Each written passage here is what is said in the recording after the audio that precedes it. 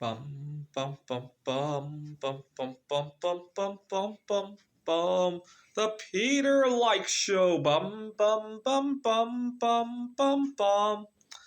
Well, happy Tuesday. We got another a little bit over a week of Lent, and I'm very pleased that I turned my Lent goal around just toward the second half of Lent. Got to remember where I was at the beginning of Lent. At the beginning of the year in 2025, my main New Year's resolution was to network more with people. Because last year, everything fell apart as a result of me not having the right connections. Not only with my dating life, but also just in general connections. I thought I was being smart by staying out of everybody's business. My art career, my just doing the best I can at my. I was teaching at a couple of community colleges, and everything went well with that kind of strategy.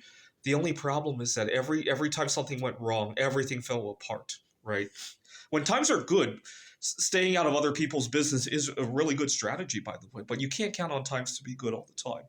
I got a really bad case of COVID during a heat wave.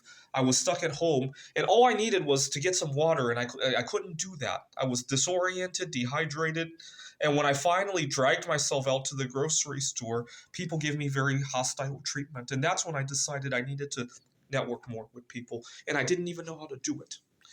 And so at the beginning of the year, my main resolution was to start networking with other people. Now, of course, none of this goes in a straight line, right? Along the way, there's a lot of uncertainties, right? I live in the United States. I don't need to tell you guys that the people I'm attempting to network with, a lot of them have to juggle two, three jobs, right? A lot of uncertainty in their schedules. And I suck at reading people. When somebody tells me that they unexpectedly can't show for whatever event, I don't know if that's the situation or if they're just politely trying to, they got cold feet or something, right? And issues like that cause me to use stuff, right?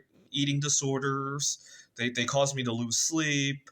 And for the first time in multiple years, I got a really bad performance review, in large part because I was so distressed over all of this. What had happened is that right now I'm teaching at Glendale Community College. Every semester, my boss comes to observe one lecture, and I completely forgot the day of the observation. I literally forgot until like 5 minutes before when I saw everybody in the hallway and all that. And so I was a mess. I was already upset that I had forgotten it, and it really affected my performance. And today I'm actually going to talk. I'm going to talk to my boss today for something else, and I'm thinking about letting her know that I had a little bit of personal drama at the beginning of the year, and I've sorted a lot of it out because I've made a lot of progress. I've been putting off telling her about it because I wanted to make sure it was done with before I had to make a second excuse, right? And hopefully, if I say personal drama, she'll probably understand not to dig too far into it, right? Just like if my students said they had personal matters, right? But my eating disorders, my sleeping disorders, my bad performance, and a lot of other things just fell into complete chaos. Yesterday, I lost my phone service because I forgot to pay the bill, and that's not something that I usually take very lightly. My finances are kind of out of whack too, right?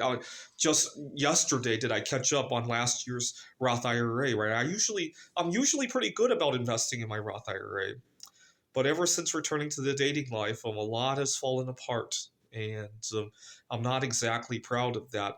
And now that I have connections under my belt, I hope to land everything back to earth again, right? My eating habits, my sleeping habits, my working habits, all the other stuff. I hope to put this back on the ground again. And it's a little bit easier said than done, right? It's kind of unfortunate. You got to remember, last summer, part of the reason I didn't leave the Phoenix area when it got to be 115 degrees was that I didn't have any connections here at home, and I didn't want to miss opportunities by going away.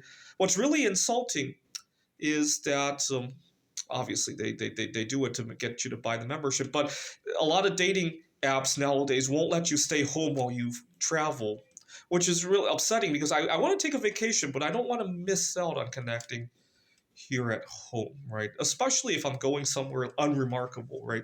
So if I just want to take a trip to Seattle or Salt Lake City to get away from the weather, I don't want my dating profile to go there with me, right?